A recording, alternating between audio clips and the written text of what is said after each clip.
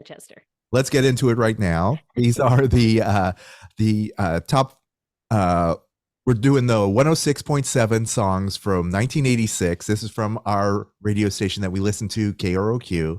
And the 10 song chunk of songs that we gave you are songs 40 to 31. So we're going to count these down and we're going to get your opinion and give us whatever fun facts or memories that you have of these songs.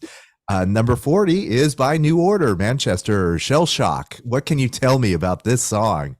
Well, that's my best memory of Manchester is when I met Tony Wilson, who was the guy behind New Order, who was the owner of the label who signed New Order.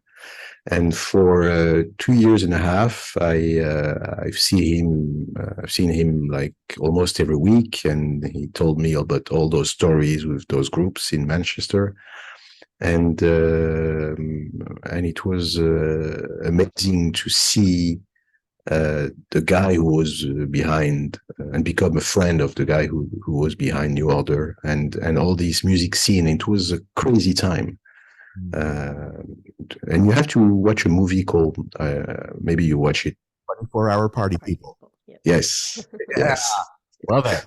So that's the Tony Wilson and when I saw that movie, it was at the premiere, and Tony Wilson was there, of course, and it was amazing to, after all those years, to see those guys. And my favorite of New Order is Blue Monday.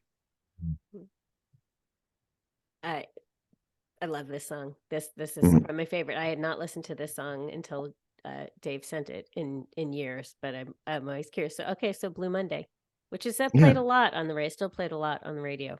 Yeah, and Blue Monday has that kick, it gives a lot of energy. Oh yeah. Yeah. And this is from a soundtrack. The song Shell Shock is from Pretty in Pink. Were you a film fan? Did you watch these films in the 80s? Are you Yeah, I think there is a list of let me check. Grease, yes, I loved it. Top Gun, of course. Saturday Night Fever, talked about it, yes. I was a fan of all those movies, and I was also a fan of that MTV style, and I'm trying to find my Zoom back. Here we are. Yeah, I was a big fan of MTV and the way they were playing those soundtracks on MTV all the time. And so, who were the jocks on MTV? Because it was MTV Europe. It wasn't the same as I think we grew up with. You probably have. When I was a kid, it was the same. And at the beginning, it was MTV US, and then it was MTV UK. And then later, there was some jokes, but nothing really interesting. What was interesting was the original MTV. Yeah. Okay. So Mark Goodman and Martha Quinn, these people. Yeah. It was. They were there, but we weren't making a lot of attention to them. We were into the packaging, those jingles made by artists, and the music and the spirit.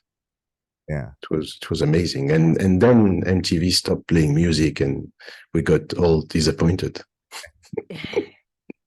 Was there something in so you were in France at the time, at the beginning of MTV? Was there anything else there that competed with? Was there an MTV style channel? In the 80s, maybe, I don't remember. Yeah, maybe in the 80s there was not really competing. It was later in the 90s. Then I became PD of a TV channel called Fun TV. That was the TV of the radio, of a radio. and we became bigger than MTV, but MTV was not playing music anymore, so it was not fun competing with them.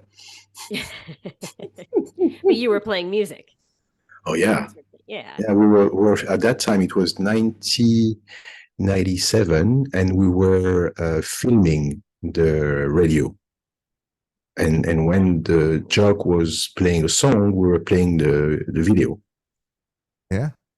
Yeah, Ah. it was ahead of its time. Fun. That sounds fun. Did you also have cameras in the studio at that point? Yeah. You did. That was pretty early, right? Very early, too early, I think. And but we became the most viewed music TV channel. Yeah, so you were a TV host for 12 years doing this, like from two different in Paris. You did Yeah, TF1 and France 2. I was a TV host. Yeah, it was not my best souvenir being on TV. I'm more a radio guy. you were like Carson Daly. Did you talk to the artists or what?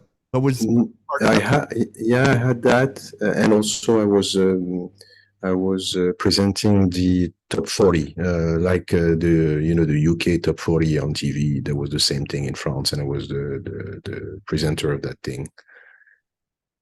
You didn't like being on camera. 12 years. You liked part of it. You must have liked. Yeah, I think I like the film. Yeah. But it's when you want to do something on TV, it's always very long, and it costs a lot of money. When on radio, you want to do something, you just do it very quickly, and it's not the same. It's not the same. As soon as I could go back to radio, I went back to radio.